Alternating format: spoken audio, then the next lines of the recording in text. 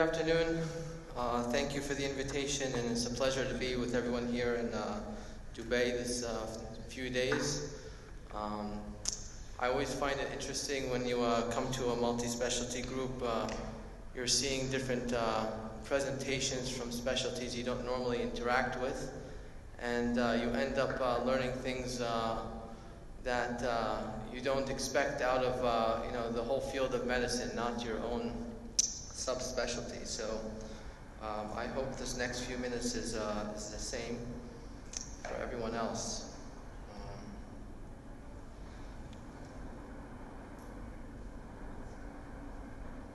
Did we go there? I got it right there. There we go. So I'm going to be talking about breast reconstruction, and it's very timely since this is October and it's Breast Reconstruction Awareness Month. And the third Wednesday of October is International Breast Reconstruction Awareness Day. There's approximately 1 in 8 women who's going to develop breast cancer. And many of them are going to need either mastectomies or some kind of breast procedure. And it's unfortunate to know that only 7 out of 10 women don't even have the option of breast reconstruction because they're not given that option. They're not aware of the reconstructive options. Because there's so many women that have breast cancer, probably everyone in this room is going to end up having someone that they know that's a friend or a family who has or will have breast cancer. And I don't know about you, just because I'm a doctor, I usually have friends and family members that ask me questions.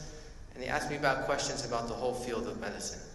I'm a plastic surgeon, but they ask me about neuroblastomas, and they ask me about heart failure, and they ask me, just because I'm a doctor, they expect me to know it.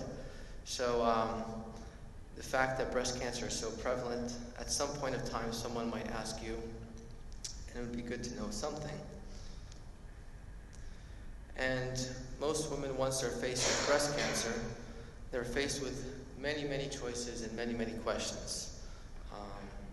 What kind of surgery do they have? Breast conservation versus breast doing mastectomy. When they're faced with, do they get chemotherapy? Do they have to have radiation therapy? What kind of reconstruction to reconstruct a breast or not to reconstruct? And so they are often stuck in a bind and they don't know what to do. And they're asking their doctors, and each doctor has a different opinion.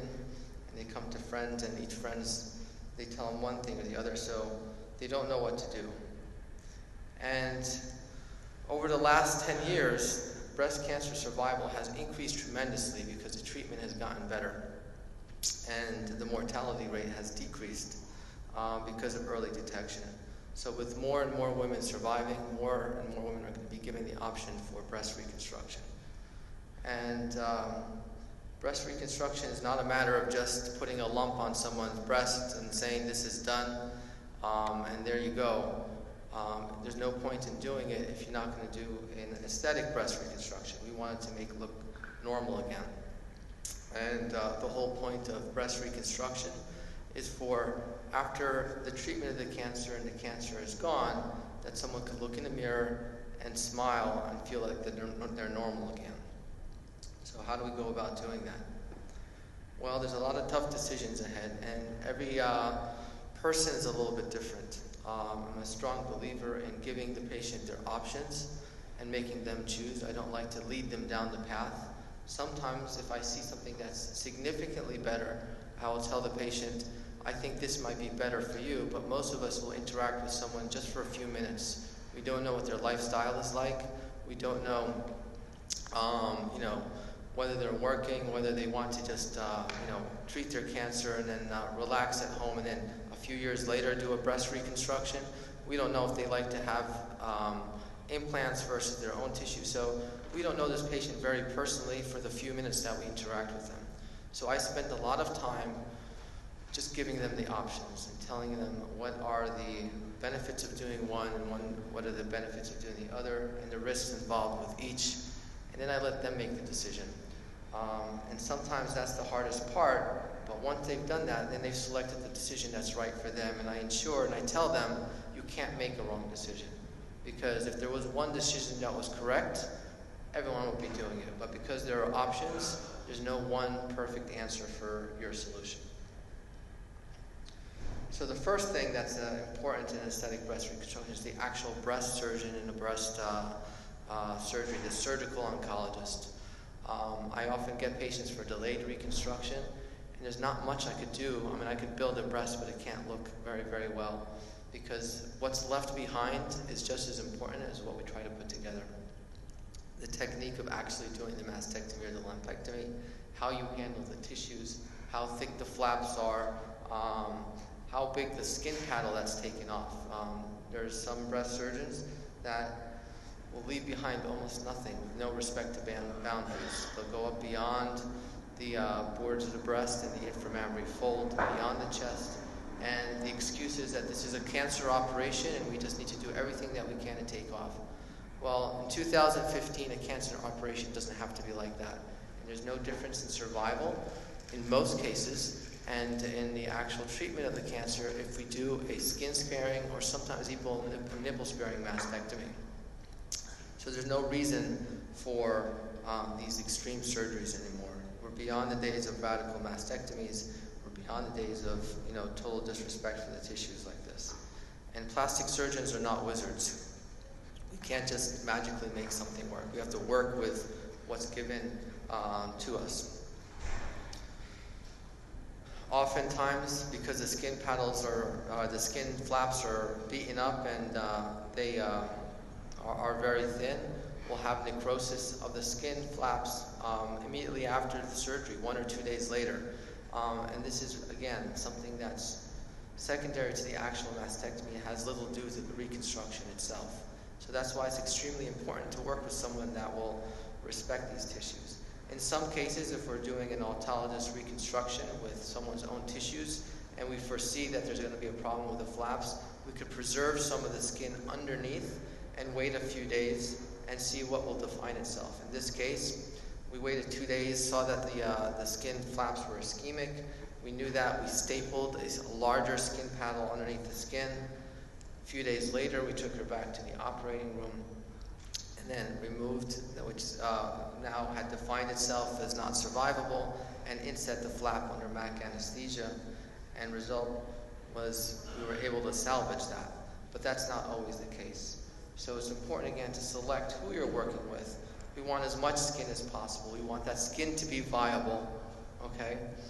And, remove, if we need to do a skin sparing and just remove the nipple, we do that. If we can even spare the nipple, let's spare the nipple and save the woman the reconstruction of a nipple later on. This is the flaps that we're looking for.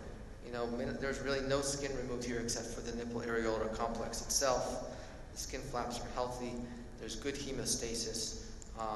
It's not like we're walking into a war zone. The next thing is a team collaboration. Okay? It's not just the breast surgeon, it's not just a plastic surgeon, it's everyone working together. As you see, most of the time I'm scrubbed in. If there's a bilateral mastectomy, I'm usually working on the contralateral, non-cancer side and doing the mastectomy. It saves time. The patient doesn't have to go through 2 consecutive operations. They do through one simultaneous operation for both breasts, and then I do the reconstruction. If I'm doing an autologous flap, I'll be working down at the abdomen. It also allows you to interact together with your breast surgeon. You could talk about your preferences. You could talk about what you think is going to be best for this patient. And sometimes you learn from each other. I learn from them and they learn from me. I like to do a tumescent breast surgery where I inject dilute lidocaine and epinephrine in the breast beforehand. And with that decreases the amount of bleeding, and the hemostasis involved is, I'm supposed to have a video here to show that, but let me just go back. So with the tumescent technique, we use dilute lidocaine with epinephrine. We inject about 300 to 400 cc's in the breast prior to the mastectomy, and then we do cold scissor dissection of the mastectomy flax. It's basically blood-free because of the epinephrine that's involved. There's thick, healthy flaps. There's no use of electrocautery against the skin, and that is a faster operation and probably a better operation also for the patient. And then moving from there, we could go ahead with basically the reconstruction right afterwards. Most breast surgeons, if they're not using it, once they see it, they're very keen to adapting it. And if your breast surgeon is not, or if you are not currently doing that, I suggest trying to see what it's like. I'm sure you'll be happy with that, as we have. I like to be there for the skin markings also, to define the breast borders before the surgery. That does mean getting there a little bit ahead of time, but again, it's all for the better result for the patient. And if I find that I'm working with someone who particularly is not respectful of those breast boundaries, then I prefer not to do an immediate reconstruction. And I tell the patients I'll wait until after they're done and then come back. My first and foremost concern is for the patient, and sometimes that causes a little friction between a breast surgeon who's probably not as adaptive, but we have to be able to, again, stand up for our patients for the best results. The next important thing is the plastic surgeon, and I'm assuming that most plastic surgeons are skilled in all the different techniques, using implants and with flaps, okay? And it's important not to be only skilled in the techniques, but to offer those to the patients. I often see some people saying, this is the best thing, and this is all they do, and they do that for every single patient. And again, I think that's wrong. We know that there's benefits and disadvantages to all of them. Some of them are longer operations that take 12 hours and several days in the ICU and several weeks to recovery, and some patients want that. They don't want implants. And then others want to get back to work, and they want to get back to their family. They don't want to be in a hospital, in which case implants, where they have their advantages and disadvantages, that might be the right thing for that person. So we have the information, the patients don't have the information, and we have the skills. We need to offer that to them and offer our skills. So if you find one person doing the same operation over and over again, you're probably not doing the right operation for every single patient. We need to offer them all those options. I'm a microsurgeon. I prefer to do microsurgery. I like to do flaps. I like seeing a healthy flap at the end of the procedure.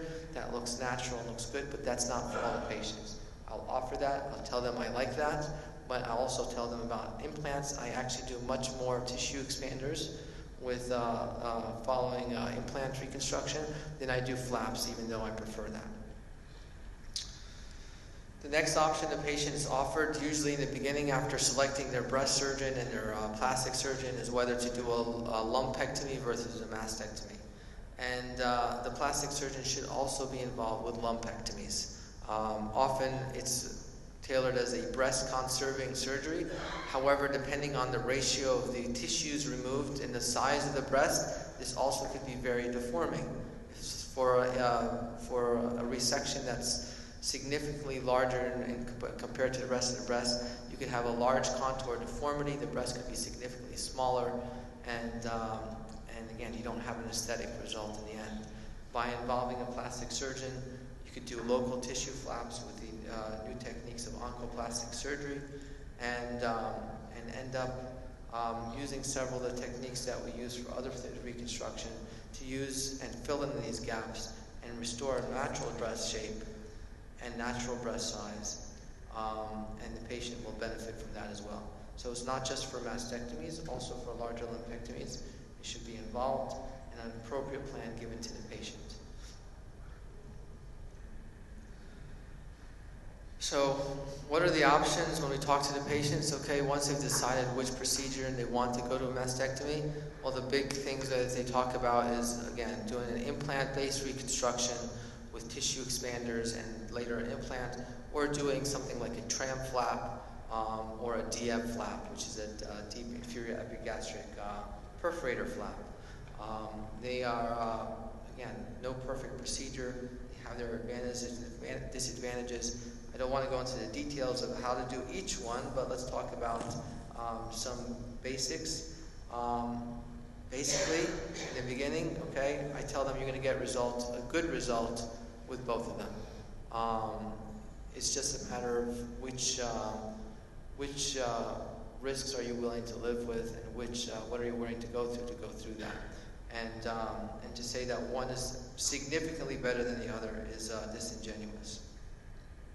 So with implant-based reconstructions, we're taking a tissue expander, we're going to place it in a subpectoral position.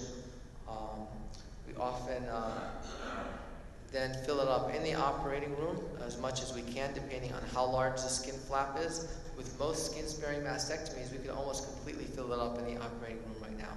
However, if there's a significant skin panel removed, then we do the rest of the filling in an office setting with a percutaneous needle.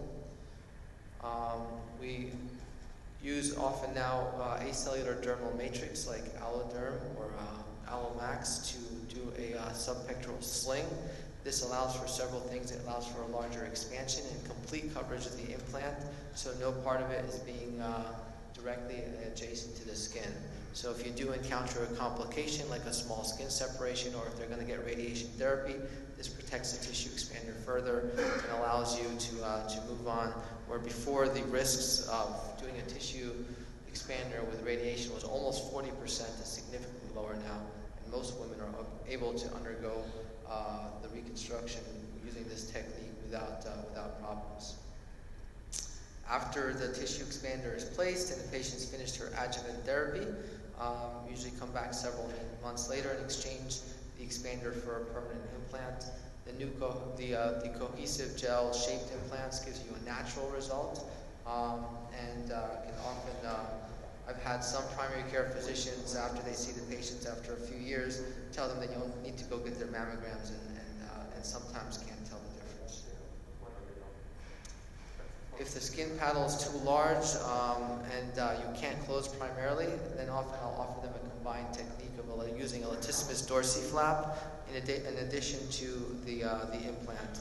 Basically, we're using the latissimus dorsi muscle, which for most people they could function very normally without, using a paddle on their back as well, and rotating that forward. We could also sometimes even use a muscle-sparing latissimus dorsi, where we leave most of the muscle intact and just take a small strip of the muscle with a pedicle to the flap with it. We lift that up, rotate it anteriorly with the skin, and are able to cover contour defects in the lower part of the breast, create a paddle or a nipple areolar complex with that extra skin. Here's someone about to undergo bilateral. This is the result afterwards, before her nipple reconstruction. Again, this is the best of both worlds. Also, someone who's about to get radiation. It's an additional protective measure for them. And some people who actually have just gone through implant reconstructions, they've had radiation therapy, and they've had a strong reaction with minimal compliance of their skin. You could often excise the radiated skin and replace it with a paddle, and still do an implant reconstruction with a faster recovery and excellent results. Here's someone with a contour deformity after all her treatment, and again we rotated a latissimus flap to give her a natural contour. Autologous breast reconstruction is often more involved. The most common area that's used is the lower abdomen, although you can use other places like the inner thigh and the buttocks. It could be used as a pedicled flap, where we rotate the rectus muscle along with the overlying skin and fat through a inframammary tunnel. More often these days, we're doing what's called free flaps, which is basically an autologous transplant, where we take the vessels and do a microvascular anastomosis to the inframammary artery and vein in the chest, or to the thoracodorsal artery and vein in the axilla. It's a longer operation. It's a little bit more involved. However, it avoids the use of the implant if someone doesn't want to have it, and it gives you a natural-looking breast that grows with time. If the patient gains weight, it will gain weight with them. If they lose weight, they will also lose weight, and there's no need to worry about implant exchanges in the future, and so on and so forth.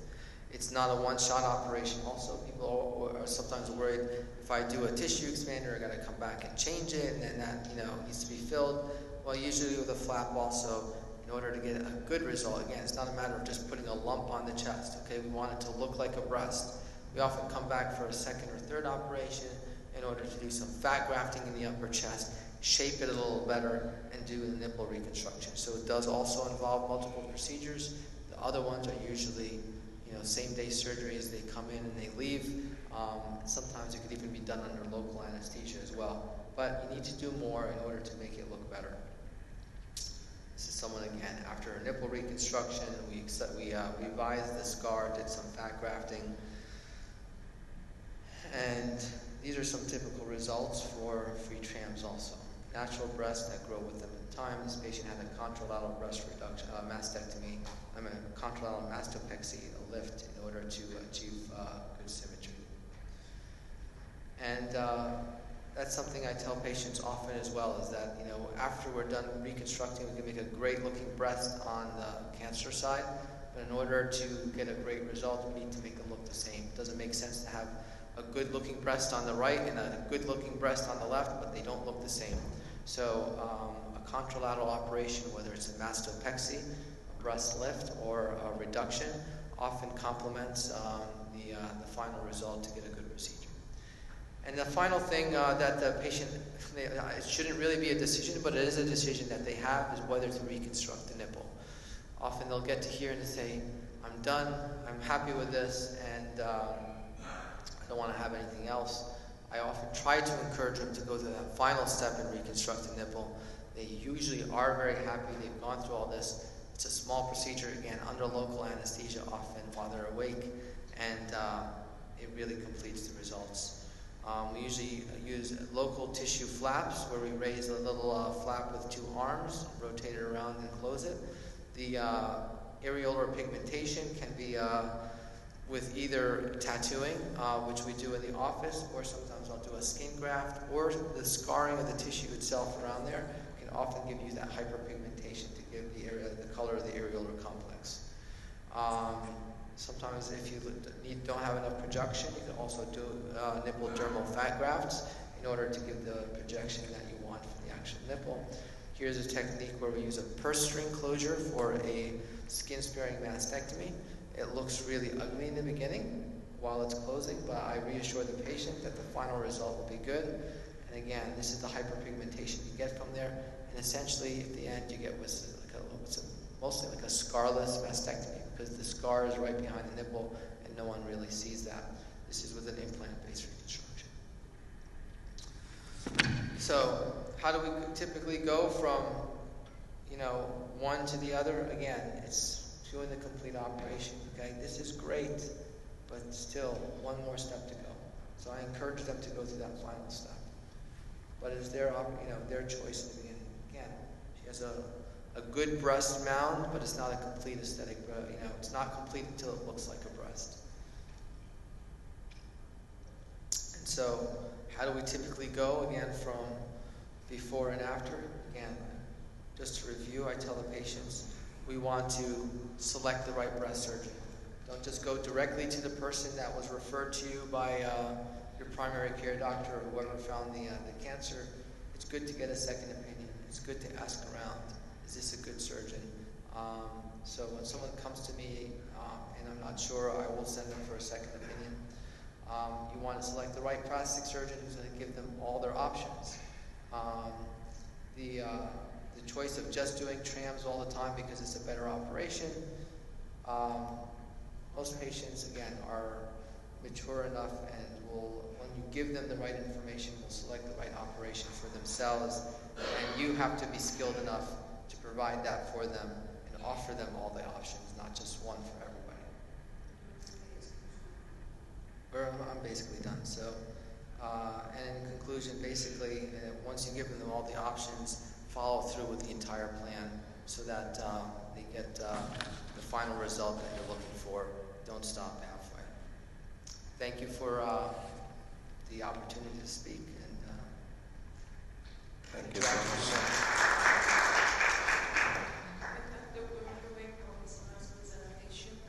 Are there any questions from the audience?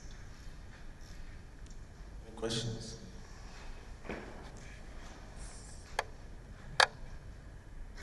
Yeah. Is there any specific time for the tissue expander for regular follow-up of the patients? I'm sorry? Yeah, Is there any regular follow-up for the patient with the tissue expanders? Some regular follow-up? Yeah. Yeah. Is there any requirement for the patients?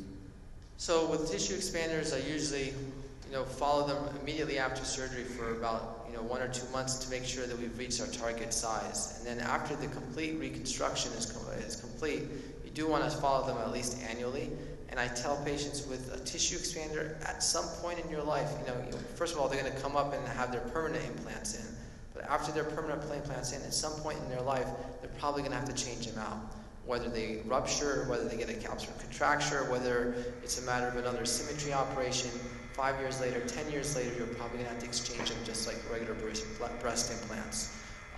It's a simple procedure. It's usually, again, it's an outpatient setting, but you put that in your mind, and it doesn't necessarily mean that they're going to have to do that, but they should, and annual follow-up is important also to make sure that you're seeing them. Is that very good in the young or middle-aged people or compared to the old-age persons?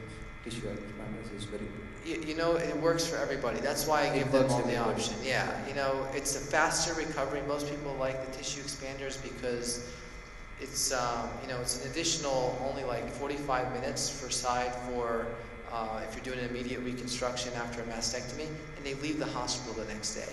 And then they're usually back functioning, usually within like a week. So it's a very fast recovery, which is what makes it very appealing to most women and why most women select it. They don't want to go through the big operation of doing an autologous flap. Although as doctors, sometimes we think that might be the better solution. Yeah. Actually, what I mean, in the elderly people, the shrinking of the breast will come. After 45 years, the shrinkage of the breast will start shrinking. So right. during the time, it is good for the tissue expanders in this condition. Are you talking about the adjuvant therapy or just not adjuvant therapy? Tissue expander is good in the young adults compared to the older people. I don't understand. The involution of breast will occur Yes. as the age process. Again, you have a permanent implant which looks and feels more natural and significantly better. The other side, I will tell them, with time you might have to do a breast lift or a reduction in order to make them similar. But with the involution of the breast, usually the one that has the implant in there does looking better over time compared to the natural side. So the natural side will usually need some kind of procedure to maintain symmetry. Okay, thank you.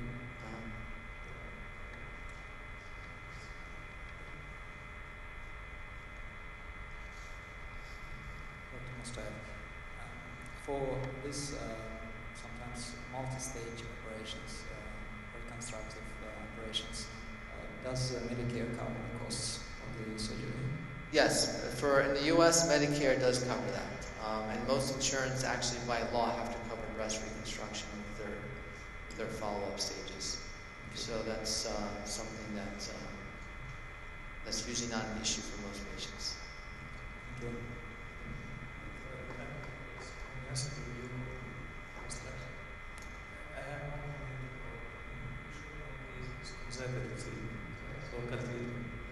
But I was asking, it seems to be very huge defect.